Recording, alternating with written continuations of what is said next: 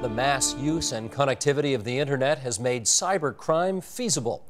It not only costs individuals and businesses billions in losses each year, but it even has greater consequences for governments who are at the risk of having state secrets revealed or victimized by other forms of cyber espionage.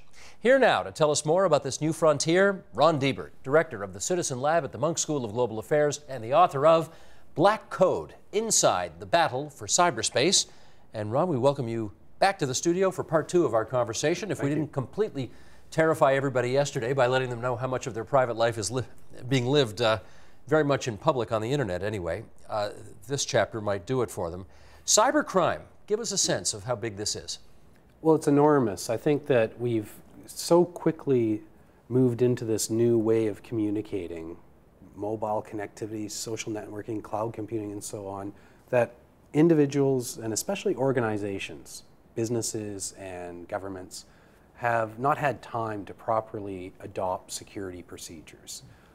If you think about it as a, just take yourself, you probably spend a lot of time, in transit, checking your email, doing business, maybe at an internet cafe, at the hotel, at the airport.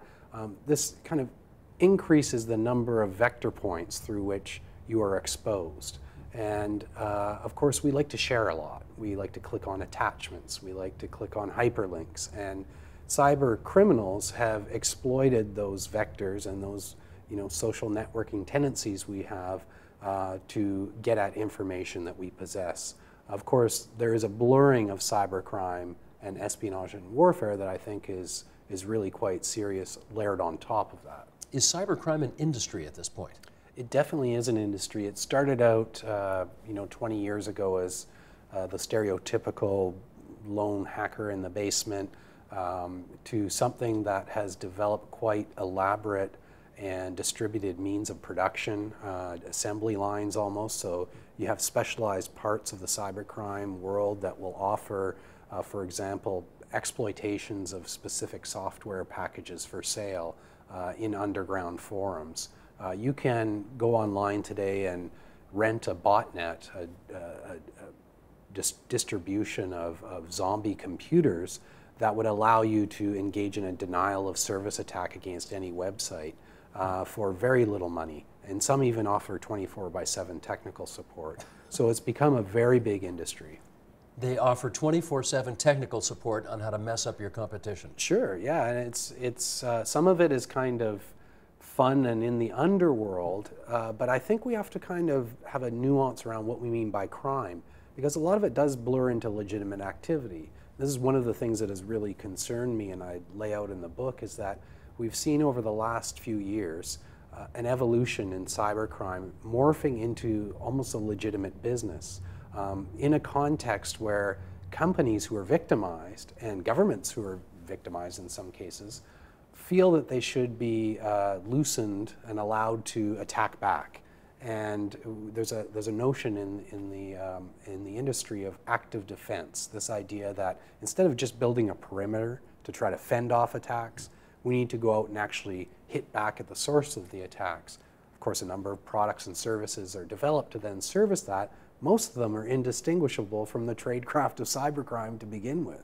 So a lot of the cyber criminals are developing a kind of respectable, persona and marketing in brochures, products that really come from the cybercrime underworld.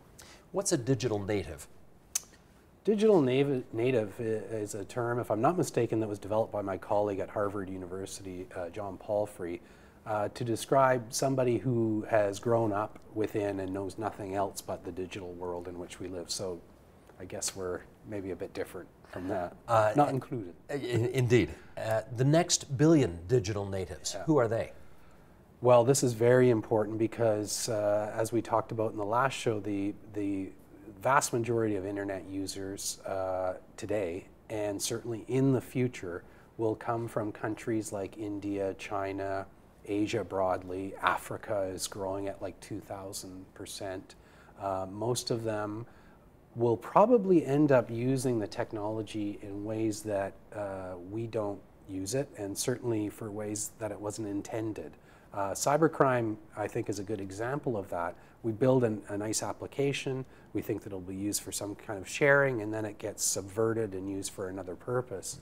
I think we have to think that through at a grand level, because there are billions of people that are quickly coming online. A lot of them care more about religion than we do.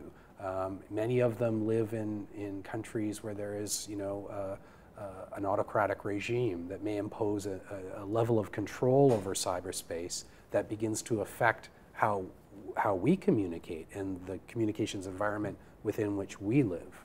Would they be ripe for cybercrime?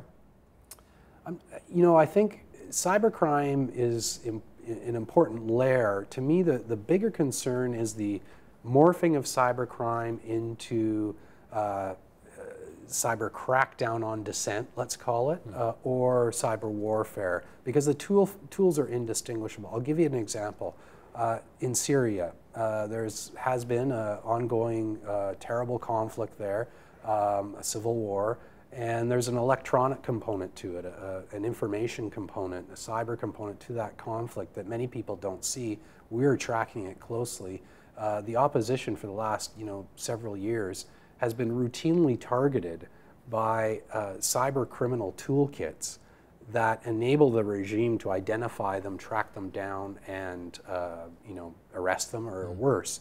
So the very same tradecraft that's used to get at your credit card information can be used to get at your computer to find out who you're communicating with and silence you. And that's what really concerns me. Let's talk.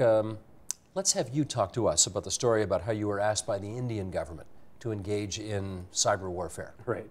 As long as we're into the realm of international affairs here. It fits perfectly into the theme of what I'm talking about, in fact. So we had produced a cyber espionage report that showed the Indian government, up to the various highest levels of the Indian national security establishment, had been compromised by Chinese-based hackers. And as a courtesy to them, prior to the report going live in the New York Times, we arranged for a phone call with an organization called the Indian NTRO. It is kind of like their national security agency.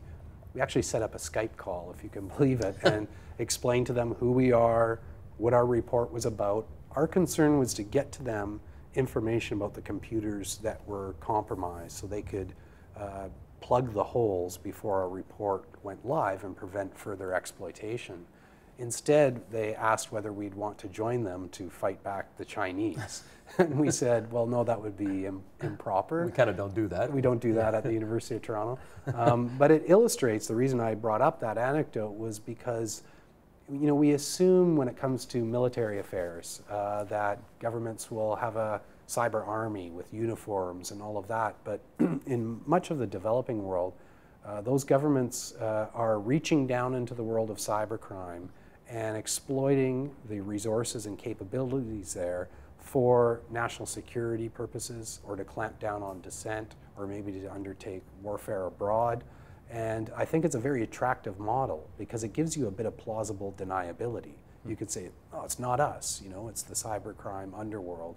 We've seen that in China, Russia for sure, Iran, Syria, throughout the Middle East and North Africa prior to the Arab Spring, and now it's cropping back up again. I think you described China, though, as the template for cybercrime. How is it the template for that? Well, it's the template for what we're talking about here. It is, there has been this issue around attributing cyber attacks to the Chinese government, especially in the US DC policy community. There's a debate. Is this really the Chinese government? We have no smoking gun. Well, the reason is they've been able to very carefully disperse the attacks to society as a whole, to the cyber criminal underworld, and thus remove themselves from it to some degree while capitalizing on it. And I think that template is an attractive one for regimes wanting to accomplish the same ends. Let me ask you about something that I suspect very few of our viewers will have heard of.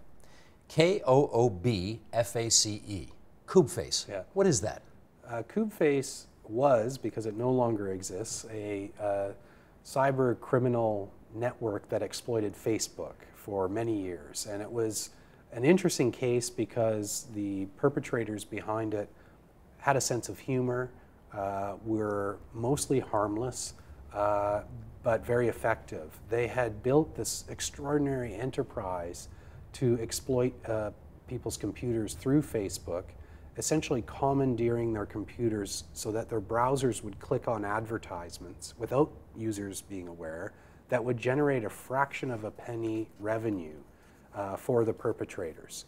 And when you added up all the computers under their control, they made almost $2 million in a year. So it was very lucrative, but highly distributed across many millions of users. A fascinating cyber criminal organization that we, again, at the Citizen Lab got interested in because we're trying to understand not cybercrime in and of itself, but the techniques and tradecraft as it relates to international security and targeting of human rights. And we ended up stumbling across the network, and mistakes they made allowed us to see everything they were doing. Before I follow up on that, we just want to make sure everybody, Facebook. Kube-face. Kube-face. Anagram. It's an anagram backwards, right? Yeah. You presented your findings to the RCMP. What'd they say? It was really interesting for us to have that engagement with the RCMP at the time. I mentioned in the last show that a lot of what we have done has been in kind of uncharted territory. And as a professor at the university, you don't always have relations with law enforcement. We were witnessing a crime in progress, but one, as the RCMP told us, for which there's not really a clearly identifiable victim. And for them to be able to prosecute somebody or undertake the case, they need a complainant, they need a clear victim. Not always easy. Also, because the perpetrators were in St. Petersburg, Russia, they let us know that, look, it's pointless for us to even begin to take on this case because the many months it would take to get permissions with inside Canada to then contact our Russian counterparts would be futile. And then the Russians probably would do nothing at the end of it. And that's what happened. So eventually, Facebook itself, along with security researchers, eventually outed Kube-face, identified them outside of the framework of the law. And what happened to them? Well, they drifted off into the shadows. They weren't incarcerated or anything because they live in Russia. Probably they've set up another operation under a different name. I mean, that's the point of these things, right? Anytime you catch up with them, they'll just shut it down and start something else. Given the existing sovereign state system, enforcement of international cybercrime is very difficult for national law enforcement. The long arm of the law is too short in this case. It is, and frankly, law enforcement in this and many countries is under-resourced. Ironically, we're giving security agencies all sorts of powers that they don't necessarily need, when what they need is our resources and capabilities. They're understaffed, they're overstretched, and lack training. And that's what we should be focusing on. Now, much of what we've talked about, both yesterday and today, focuses on the grave perils of the black code, the battle inside cyberspace. But there was an example a few years ago where somebody sent a virus out there, and probably a lot of people in the West were pretty glad that they did it. It was called Stuxnet, and you write about it, and it essentially, well, it may have thrown a monkey wrench into Iran's nuclear ambitions. First of all, let's talk about the name, S-T-U-X-N-E-T, Stuxnet. What is that, in your view, referring to? I think that relates to some aspect of the code. I'm not quite sure. The people who dissect the malware usually give them interesting names based on something related to something buried inside the code. Like GhostNet was from GhostRat, the backdoor that was used in that campaign. Got it. And do you have any idea how the virus in this case worked to disrupt the Iranian nuclear program? Yeah, it was sophisticated on one level, not so sophisticated in another piece of malicious software that was inserted into the control systems, the Siemens control systems of the nuclear enrichment facilities, presumably through a USB key by somebody. And once it was lodged in the system, it was set up in such a way to speed up the rotors and to disable the mechanism of the enrichment facility while giving the operators the perspective that everything was fine. So really like something out of Mission Impossible. And it took a long time for the Iranians to figure out what was wrong. Unfortunately, I guess for the people who designed it, it began to propagate. And although it only affected that particular type of equipment, it spread virally, and through that, researchers were able to pick it up and analyze it. Would it have taken a real genius to devise this thing? Not so much a genius, but a lot of resources. I think clearly a state actor, because given, if we take what David Sanger wrote in the New York Times to be face value, and I think it is, first the Bush administration and then Obama put a lot of effort and resources, as did the Israelis, into modeling and duplicating the Siemens nuclear plant, essentially mocking it up, testing that software out, and then of course you have to deliver it into a secure facility. It's not that easy just to send an email or something. No. They had to physically get it in there somewhere. I mean, that's beyond the average person, but then again, the interesting thing about these sorts of attacks is that unlike a ballistic missile, or a conventional weapon that destroys itself upon use, this type of weapon, if you want to use that language, is like delivering a blueprint with each use. And now it's out there. Others will certainly mimic, if not the exact coding, then the strategy and maybe some of the logic behind it. Do you have a guess as to who's behind it? My guess would be the United States and Israel. Together? Yes, yeah. How was this a pivotal moment in the history of cyber warfare? Well, it was perhaps the first time that a government has crossed the Rubicon of engaging in sabotage of another country's critical infrastructure, of resources, territory in another country. So, in effect, of active war through cyberspace. Active war through cyberspace. An act of war. An act of war. Under international law, that has important meaning. It means that a step was taken by a government to essentially destroy physically resources, capabilities, in this case, critical infrastructure in another country. Did that set a precedent in terms of your understanding of international warfare? I think it's created a threshold now that has been crossed, and perhaps it might lead to other countries to consider following down that path. I think it heightened awareness at a diplomatic level of the risks, and so immediately afterwards, maybe coincidentally, maybe not, there has been a diplomatic discussion among United States, Russia, China. Doesn't get a lot of attention around kind of confidence building and security measures in cyberspace. Because it's one thing to talk about cyber theft and espionage, it's another when countries start deploying these techniques as weapons of warfare. And so we're beginning to get into a consideration of what that means for mutual assured risk. It's an act of war, you say, but nobody died. Mm-hmm. And I think 3 years later, still nobody's died. Right. There's been no retaliation. Nobody's been killed over this. Right. Have they inadvertently happened upon a more civilized version of war? Some people argue that, and I can see why, a clean form of warfare. The problem with that argument is that it assumes there's a kind of a rationality and a mirror logic to the adversary. I think in the Iranians' case, they won't respond by the same playbook. And so although there was not a loss of life in that case, I think the Iranians probably saw it as, for what it was, active sabotage, and they have been probably planning or undertaking reprisals through other means. I think we have to be very careful about where it also leads. We're so dependent on this technology. If we go into it with a cavalier attitude that this is a new civilized, clean form of warfare, you might unleash the dogs in a way that will come back to bite us. We also are very dependent on critical infrastructure, and we don't want other countries developing capabilities to undermine that. So we look pretty clever, when I say we, the West looks pretty clever letting off this virus that may have stopped Iran from getting a nuclear weapon as quickly as they might otherwise have done so. Yeah. But what goes around comes around? I think it's obvious. I mean, there is an arms race in cyberspace right now. Dozens of countries are standing it within their armed forces, cyber warfare units.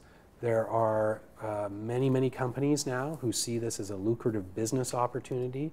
That creates a dangerous spiraling logic that could quickly get out of control. And I think this is the other important thing to understand. If you think about the dispute between the United States and China at a regional level, over islands in the South China Sea, if that were to escalate to a certain point, China might be hard-pressed not to use information operations against the United States as part of an escalating conflict, and that would quickly lead to some kind of kinetic retaliation. And so that, I think, looking at it purely in terms of something that happens as if in a video game, extracts away from the extent to which cyberspace is deeply embedded in physical reality around us and connected to everything we do. I don't know if you tell me, if the analogy to mutual assured destruction from nuclear weapons is apt here, but of course many will argue that that kept the peace, the notion that they could blow us up and we could blow them to smithereens as well. But we had some close calls.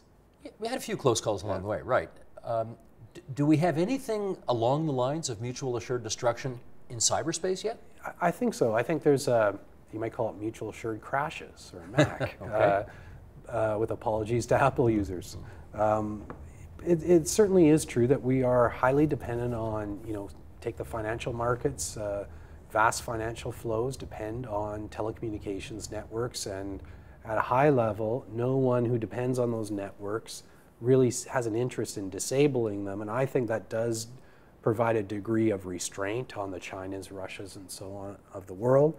However, like we talked about before, the next billion digital natives are coming from places where the same rationality may not apply. And also we have to factor in non-state actors, individuals as well. The capabilities are democratic to a certain extent. It doesn't take a lot to rent a botnet, as I described, and someone could potentially direct those capabilities against critical infrastructure for a whole host of reasons, which means that we have to think carefully about how to secure this domain. We talked yesterday about Dwight Eisenhower's military-industrial complex. Do we have a cyberwar industrial complex yet? Well, we do absolutely. There's, the other day I was laid over in Washington, D.C. at Dulles, and I opened my curtains in my hotel room, and out there I saw Northrop Grumman, Boeing, all of these giants of the Cold War who used to build, aircraft and weapons. Almost all of them are turning their attention now to cybersecurity.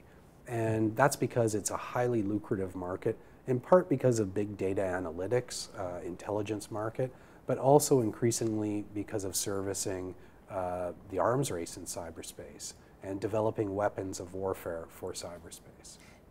Can you imagine, we saw numerous times during the Cold War where diplomats and politicians would get together and they'd sign strategic arms limitation treaties or strategic arms reduction treaties. Are we going to have these kinds of events for cyber warfare in the future? Well, in fact, we have. There was just a couple of days ago, the United States and Russia reached an agreement on a hotline for cyberspace, a bilateral agreement. There have been negotiations at the United Nations involving what's called the Group of Governmental Experts on Cybersecurity, and they're talking about rules of the road around cyber warfare and assurances around cyber espionage, what we can do, can't do, not always succeeding. There's also something called the London cyber process that was started a few years ago by the Foreign Minister William Hague, precisely to talk about this. From the UK. From the UK, and so they're aware of it. The process has certainly begun. A lot of diplomatic effort is being put into it. I don't know whether we'll see a single covenant, but we are beginning to see norms and also side agreements of various sorts that together are creating a kind of regime, you might say. Ron, in our last minute, let me ask you one last odd question. Okay. Do you sleep well at night? I do, because I love my job, actually. When I wake up, I spend a lot of time anxious about a lot of what I see. But frankly, the job is so exciting, and I work with so many wonderful people at the Citizen Lab. Not just the people at the University of Toronto. We work with dozens of people around the world who are part of our network. And I wake up every day thinking, I've got the best job. That's an exciting job, but on the other hand, you know a lot about a lot of bad stuff going on out there, more than the average bear. I do, but so do a lot of other people, and I don't know, it's the world I live in. I don't know anything different. Good enough. Well, we thank you for bringing it to our attention in Black Code, Inside the Battle for Cyberspace. Ron Deibert, it's great to have you on the program. Thank you very much. Glad to be here. I don't know what visit number this is for you, but you've become a bit of a regular here, yeah, and we're glad to have you. Thank you very much. Thank you. Support Ontario's public television. Donate at tvo.org.